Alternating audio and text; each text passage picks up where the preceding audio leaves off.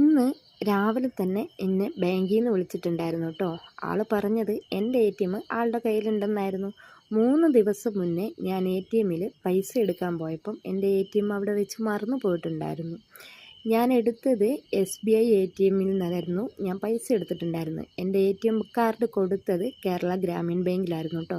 എൻ്റെ കേരള ഗ്രാമീൺ ബാങ്കിൻ്റെ ATM ആയിരുന്നു. അപ്പം ഇത് ആരാ കൊടുത്തതെന്നോ എന്താണെന്നോ ഒന്നും എനിക്ക് അറിയത്തില്ല. ഈ ATM അവിടെ ഏൽപ്പിച്ച ആരാണേലും ഒരുപാട് നന്ദിയുണ്ട് കേട്ടോ.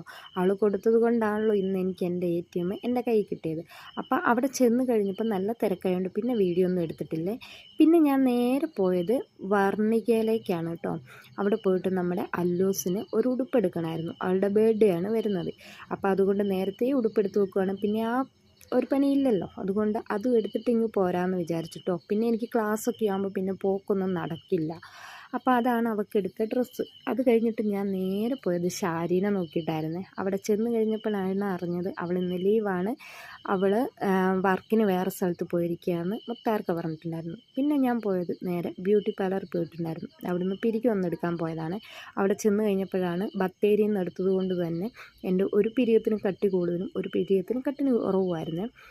അതൊക്കെ കഴിഞ്ഞ് നേരെ ഞാൻ പോയത് നമ്മുടെ ബഡീസിലേക്കായിരുന്നു. ഞാൻ ആദ്യം ജോലി ചെയ്ത സ്ഥലേ. പിന്നെ അവിടെ നിന്ന് കുറച്ച് നേരം വർത്താനമൊക്കെ പറഞ്ഞു കഴിഞ്ഞിട്ട് നേരെ നമ്മുടെ ഹബീബ റെസ്റ്റോറൻറ്റിൽ വന്നിട്ടുണ്ടായിരുന്നു ഇവിടുത്തെ ഫുഡ് കഴിക്കാൻ വേണ്ടിയിട്ട്. ഇന്ന് ഞാൻ കഴിച്ചത് പൊറോട്ടയും മീൻ കറിയായിരുന്നു കേട്ടോ. അടിപൊളി ഫുഡാണ്. നമ്മുടെ പനമരമുള്ളവർ എന്തായാലും ഒരു പ്രാവശ്യമെങ്കിലും ട്രൈ ചെയ്യുക കേട്ടോ അവിടുത്തെ ഫുഡ്. അതൊക്കെ കഴിഞ്ഞ് വീണ്ടും ഞാൻ നേരെ നമ്മുടെ ബഡീസിലേക്ക് വന്നിട്ട് അവിടുന്ന് എനിക്കൊരു ക്രീം എടുക്കണമായിരുന്നു, കേക്ക് ഉണ്ടാക്കുന്ന ക്രീം. നമ്മുടെ അല്ലൂസിൻ്റെ ബർത്ത്ഡേക്കുള്ള കേക്ക് ഉണ്ടാക്കാൻ വേണ്ടിയിട്ട് അവിടുന്ന് ഒരു ക്രീമും എടുത്തിട്ട് നേരെ ഞാൻ പോയത് പൂമ്പാറ്റയിലേക്കാണ് കേട്ടോ. അവിടുന്ന് നമുക്ക് കുഞ്ഞൂസിന് നാടോടി നൃത്തത്തിനുള്ള കളറും പിന്നെ അതേപോലെ തന്നെ ഒരു കൺമെഷീൻ വാങ്ങണമായിരുന്നേ.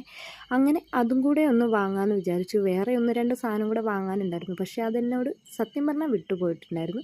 അതും വാങ്ങി നേരെ സഫ ബേക്കറി വന്നിട്ട് 1-2 സാധനം അവിടെ നിന്നും വാങ്ങിയിട്ട് ഞാൻ നേരെ ബസ്സിൽ കയറിയിട്ടുണ്ട് കേട്ടോ.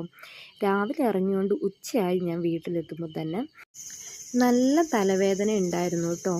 ഞാൻ ഒരു സാധനം കൂടെ വാങ്ങാൻ പോയ ടൈമിൽ നമ്മുടെ ഒരു ബസ് പോയത് കൊണ്ട് തന്നെ ഈ ബസ്സിൽ കയറിയപ്പോൾ തന്നെ ഒരുപാട് നേരം നമുക്ക് ബസ്സിലിരിക്കേണ്ടി വന്നു കേട്ടോ.